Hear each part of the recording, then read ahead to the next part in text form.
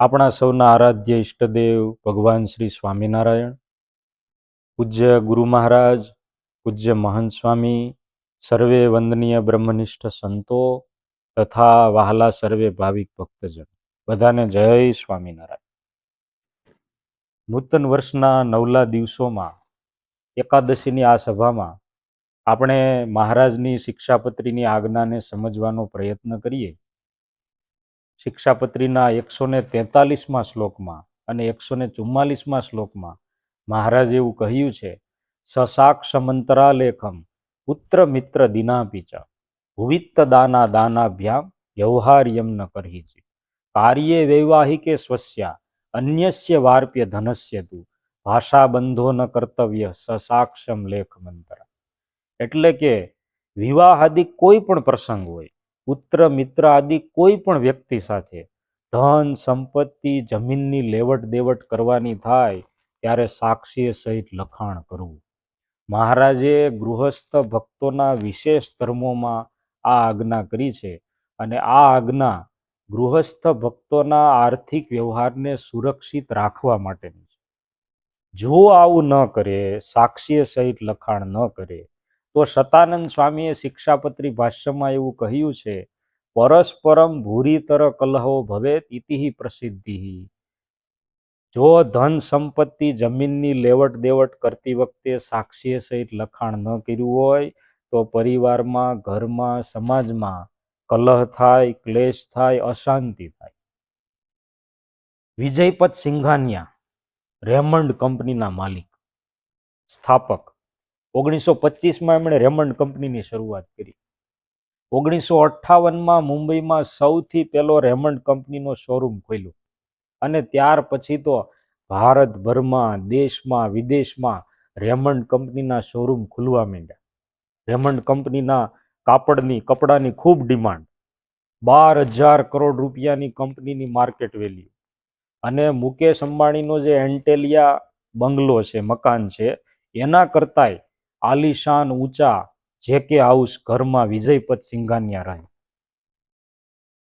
પણ 2015માં એમણે પોતાની કંપનીના શેર, સંપત્તિ, પ્રોપર્ટી બધું જ પોતાના પુત્ર ગૌતમ સિંઘાનિયાના નામે કરી દીધું.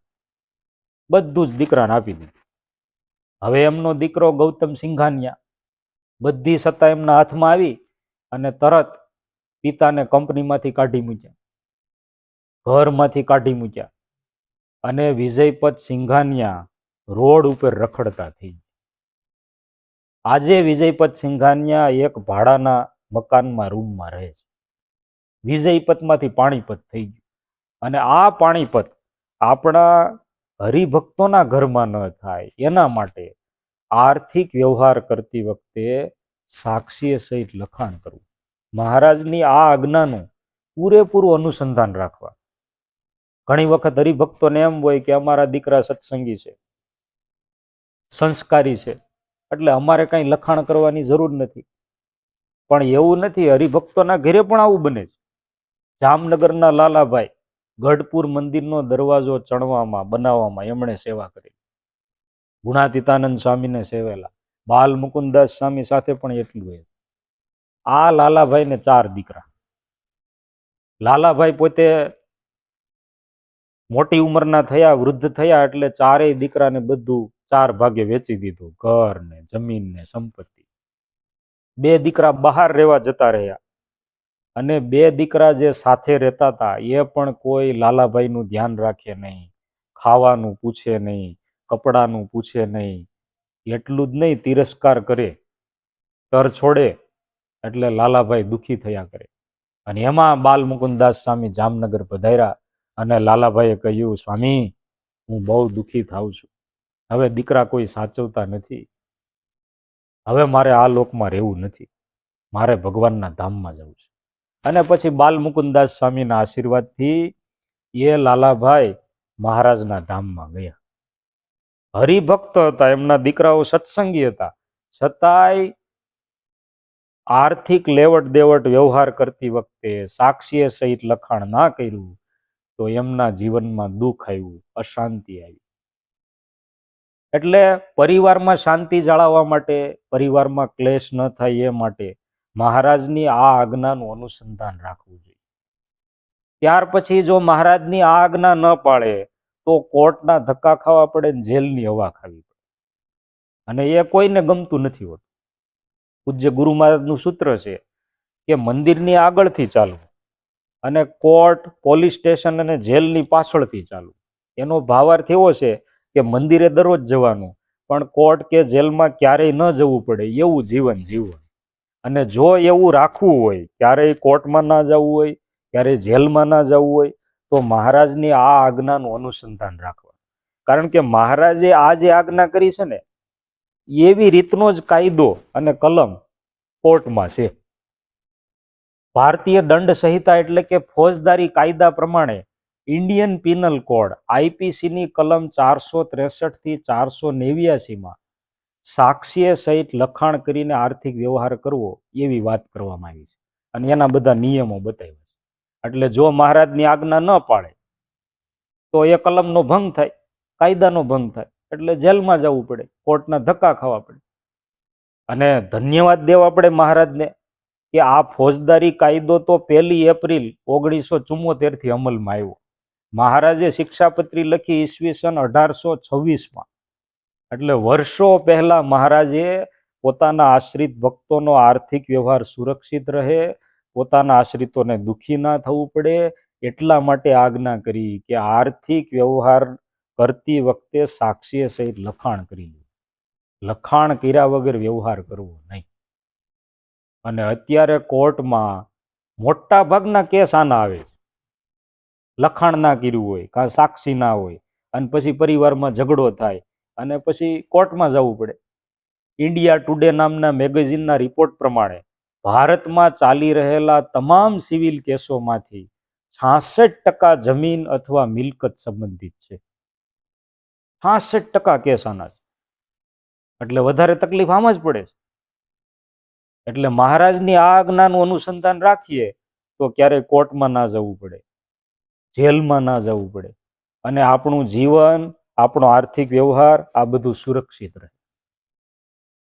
બીજું, આપણે કહેવત સાંભળી છે કે લોભીનું ધન ધૂતારા ખાય. હવે એમાં થોડુંક ઉમેરીએ કે જે સાક્ષીએ સહિત લખાણ ના કરે એનું ધન કોઈ પણ ખાય, ગમે તે ખાઈ જાય, એ ધન કોના હાથમાં જાય કાંઈ નક્કી નહીં. કારણ કે લખાણ ના કરે એટલે લખાણ કર્યા વગર એ પોતે તો જતા રહી, અને પછી લખાણ ના કર્યું હોય એટલે એ સંપત્તિ પરિવારને ના મળે, એના પુત્રોને ના મળે, અને થર્ડ પાર્ટીના હાથમાં જાય.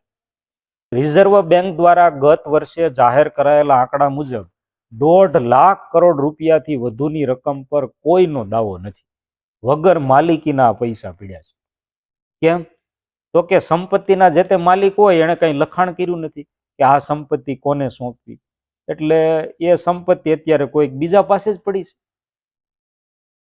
એટલા માટે મહારાજ કહે છે કે આવો કઈ આર્થિક વ્યવહાર હોય, સંપત્તિનો વ્યવહાર હોય, ત્યારે સાક્ષીએ સહિત લખાણ કરવું. અને મહારાજે અહીંયા સાક્ષીએ સહિત લખાણ કરવા ઉપર ખૂબ ભાર મૂક્યો છે.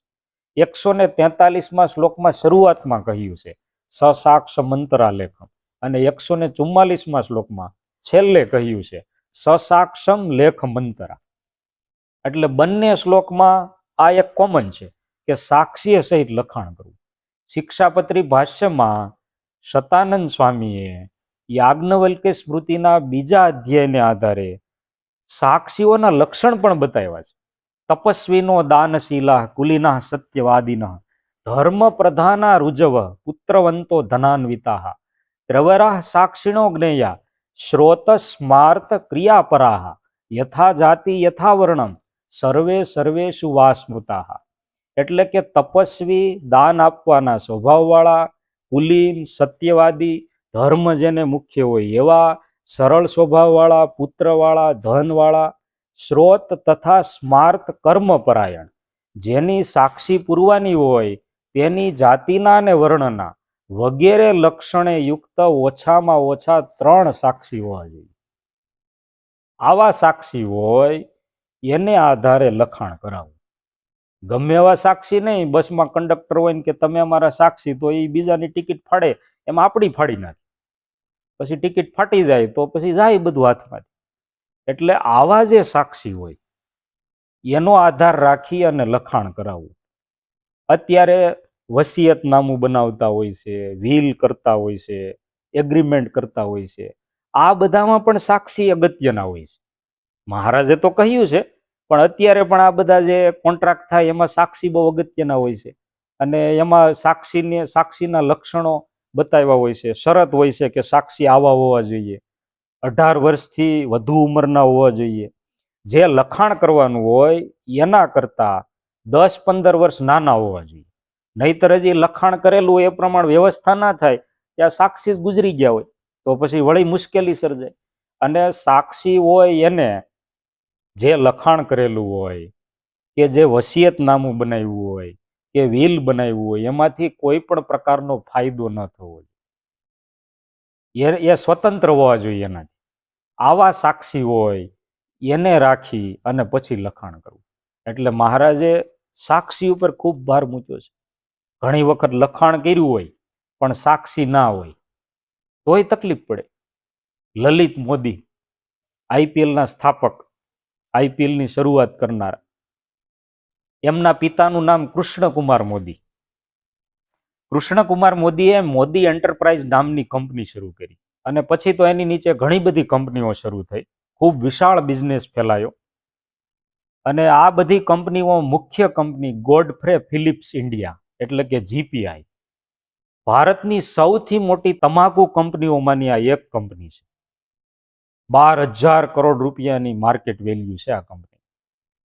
એટલે ખૂબ મોટો બિઝનેસ, ઘણી બધી કંપનીઓ અને ખૂબ મોટી પ્રોપર્ટી. નવેમ્બર 2019માં કૃષ્ણકુમાર મોદીનું અવસાન થયું. એ પહેલા એ વિલ બનાવતા ગયા, લખાણ કરતા ગયા કે મારી આ જે કાંઈ સંપત્તિ છે, જે કાંઈ બિઝનેસ છે, એમાંથી એટલો ભાગ દીકરાઓને આપવાનો, એટલો ભાગ દીકરીને આપવાનો, એટલો ભાગ પત્નીને આપવાનો. આ બધું લખાણ કર્યું. પણ લેખિત સાક્ષી કોઈ નહોતા. એક વિશ્વાસુ એમના સચિવ હતા, સાથી હતા. એ પણ કૃષ્ણકુમાર મોદીનું અવસાન થયું એના થોડા દિવસોમાં એ પણ રહસ્ય રીતે મૃત્યુ પામ્યા. એટલે વિશ્વાસુ સાક્ષી પણ ના રહ્યા અને લેખિત સાક્ષી તો કોઈ હતા જ નહીં. એટલે જે લખાણ કરેલું હતું એમાં બધાના મત અલગ પડ્યા અને પરિવારમાં ક્લેશ થયો. એટલે આખો કેસ છે એ કોર્ટમાં ગયો. પેલા લલિત મોદી પોતે આઈપીએલ રમાડતા હતા અને અત્યારે એના ઘરમાં આઈપીએલ ચાલે છે. આવી આઈપીએલ આપણા ગ્રહસ્થ ભક્તોના ઘરમાં શરૂ ન થાય એના માટે મહારાજની આજ્ઞાનું અનુસંધાન રાખવાનું કે સાક્ષીએ સહિત લખાણ કરવાનું. સાક્ષી પણ અગત્યના છે. ઉમરેઠના એક હરિભક્ત નાણાં ધીરવાનું કામ કરે અને એમાં કોઈને જરૂરિયાત હશે એવા એક માણસ એમની પાસે નાણાં લેવા આવ્યા, પૈસા લેવા આવ્યા. પોતાનું મકાન ગીરવે મૂક્યું અને મકાન ગીરવે મૂક્યું હોય એનો આખો દસ્તાવેજ લેખ કરીને આપ્યો. હવે એ હરિભગતે એ લેખ મકાનમાં પાટડામાં ડગળી કાઢીને અંદર મૂકી દીધો. પછી એ ધામમાં જતા રહીએ. હવે પછી એમનો દીકરો બધો વ્યવહાર સંભાળે અને દીકરાને કઈ ખબર નહોતી કે આવી રીતે આ મકાનનો દસ્તાવેજ આપણી પાસે પડ્યો છે. મૂળ જે મકાનના માલિક હતા, જેણે મકાન ગીરવે મૂક્યું હતું, એ બધા પૈસા ચૂકવી અને પછી એમણે દસ્તાવેજ માંગ્યો કે ભાઈ હવે અમારા મકાનનો, ઘરનો દસ્તાવેજનો લેખ આપો. અને પછી આ હરિભક્તના દીકરા છે એ ગોપાળાનંદ સ્વામી પાસે આવ્યા. ગોપાળાનંદ સ્વામીને બધી વાત કરી. પછી ગોપાળાનંદ સ્વામીએ બીજા એક સંતને અલગ અલગ ધામમાં મોકલા અને એના પિતાશ્રી પાસે પૂછાયું કે ભાઈ આવી રીતનો તમારા આ ગીરવે મૂકેલા ઘરનો લેખ છે ઘરમાં ક્યાં પીડ્યો છે? એટલે એના પિતાએ કહ્યું કે ઘરમાં પાટડામાં ડગળી કાઢીને મૂક્યો છે, ત્યાંથી એ લેખ કાઢીને આપી દો. અને પછી એ પ્રમાણે એના દીકરાએ ઘરમાં પાટડામાંથી લેખ કાઢી અને પછી આપ્યો. ત્યારે એ જે વિવાદ હતો એનું સોલ્યુશન થયું. લખાણ કરેલું હતું, લેખ હતો, પણ સાક્ષી કોઈ નહોતા. હવે વિચાર કરો, ત્યારે ગોપાળાનંદ સ્વામી સમાધિ કરાવી શકે એવા હતા એટલે વળી સોલ્યુશન થઈ ગયું. પણ હવે અત્યારે તો કઈ એવી રીતે કઈ અક્ષરધામમાં જઈને સમાધિ કરીને પૂછવા જાય ને એવી વ્યવસ્થા છે નહીં. એટલે અત્યારે તો સાક્ષી રાખવા જ પડે. એટલે સાક્ષીએ સહિત લખાણ કરવું. એટલે મહારાજે સાક્ષી ઉપર ખૂબ ભાર મૂક્યો છે અને લખાણ ઉપર એટલો જ ભાર મૂક્યો છે. લખાણ ઉપર ભાર મૂકતા શિક્ષાપત્રી ભાષ્યમાં લઘુ ચાણક્યના પ્રમાણથી સતાનંદ સ્વામીએ લેખક કેવા હોવા જોઈએ, જે લખાણ કરવાનું છે એના લેખક કેવા હોવા જોઈએ એ પણ લખ્યું છે. મેધાવી વાક પટુર ધીરો લઘુ હસ્ત સ્ફુટાક્ષર રાજનીતિ પ્રવીણશ્ચ ભવેત લેખ્યસ્ય લેખક. બુદ્ધિમાન, બોલવામાં ચતુર, ધીર, જલ્દી લખનાર, સ્ફુટ અક્ષરવાળા તથા રાજનીતિમાં પ્રવીણ વગેરે ગુણોથી યુક્ત હોવા જોઈએ. આવા લેખક હોય એની પાસે લખાણ કરાવવું અને સ્પષ્ટ શબ્દોમાં લખાણ કરવું. કારણ કે સર્વમ શબ્દેન ભાષતે, જે કાંઈ છે એ શબ્દને આધારે પ્રકાશિત થાય છે, શબ્દને આધારે અર્થ થાય છે, શબ્દને આધારે વ્યવહાર થાય છે. એટલે સ્પષ્ટ લખેલું હોય તો એ પ્રમાણે સ્પષ્ટ વ્યવહાર થાય. અષ્ટમ સ્પષ્ટમ લખી નાખ્યું હોય તો વ્યવહાર પણ અષ્ટમ સ્પષ્ટમ થાય. પાંડવો જ્યારે મત્સ્ય દેશના વિરાટ રાજાની નગરીમાં અજ્ઞાતવાસમાં હતા ત્યારે વિરાટ રાજાના શાળા અને સેનાપતિ કીચક, ભીમે જ્યારે કીચકનો વધ કર્યો ત્યારે વધ કર્યા પછી એણે કીચકના જ લોહીથી ત્યાં દિવાલ ઉપર લખ્યું, મેં માર્યો, મેં માર્યો. અને વધ થયો ને કીચકે જે બૂમ પાડી એને લઈને સૈનિકો, નોકરો, દાસ દાસીઓ બધા જ્યાં પહોંચ્યા અને ત્યાં પહોંચ્યા ને એમાં સૌથી પહેલા જેણે વાંચ્યું મેં માર્યો, એ મેં માર્યો તે માર્યો, એમાં એ બધું ચાલતું હતું. ભીમ છે ત્યાંથી નીકળવામાં સફળ થઈ ગયા. એટલે ભીમે લખ્યું તું મેં માર્યો, વાંચવા વાળાએ વાંચ્યું મેં માર્યો. એટલે લખાણ સ્પષ્ટ નહોતું તો વ્યવહાર સ્પષ્ટ ના થયો. એટલા માટે જ્યારે પણ લખાણ કરવાનું થાય ત્યારે સ્પષ્ટ અર્થવાળું લખાણ કરવું. એટલે સાક્ષીનું પણ મહત્વ છે અને લખાણનું પણ મહત્વ છે. તમે વિચાર કરો, એક બાજુ મહારાજ એમ કહ્યું છે ભાષા બંધો ન કર્તવ્ય, બીજી બાજુ સસાક્ષમંતરા લેખમ, એક બાજુ નિષેધાત્મક આજ્ઞા કરી છે અને બીજી બાજુ વિધેયાત્મક આજ્ઞા કરી. પણ બંનેમાં છે તો શબ્દ જ. બોલી કરવાની હોય તો એમાં પણ શબ્દ છે અને લખાણ કરવાનું હોય તો એમાં પણ શબ્દ છે. પણ બંને શબ્દમાં આસમાન જમીનનો ફરક છે. બોલેલો માણસ તરત ફરી જાય, પણ એના એ શબ્દ જ્યારે લખાય ત્યારે એની ખૂબ મોટી કિંમત થઈ જાય છે. ઈસવીસન 1995 સાલનું સાહિત્યનું નોબેલ પ્રાઇઝ જેમને મળેલું એવા આઇરિશ કવિ સિમસ હિનીને એવું કહ્યું છે, words penned with fingers and thumbs are very powerful and precious. એટલે કે આંગળી અને અંગૂઠાથી પકડેલી પેનથી લખાયેલા શબ્દો ખૂબ જ તાકાતવાન અને કિંમતી હોય છે. બોલાયેલો શબ્દ જ્યારે લખાઈ જાય ત્યારે એકદમ કિંમતી થઈ જાય, એનો પાવર વધી જાય. અને બોલેલું હોય એ જ લખવાનું હોય છે, પણ લખેલું હોય તો એ મહત્વનું. માત્ર બોલેલું હોય તો એની કાંઈ કિંમત નહીં. અને અત્યારે તો એવો સમય છે કે કાંઈક સારો વિચાર આવ્યો હોય ને તોય એનું લખાણ કરી લેવું. ધંધામાં, બિઝનેસમાં કોઈ સારો આઈડિયા આવ્યો હોય, કાંઈ નવી થીમ મળી હોય તો એનું પણ લખાણ કરી લેવું જોઈએ. નહીતર પછી કરોડો રૂપિયાની ખોટ જાય, પસ્તાવો થાય.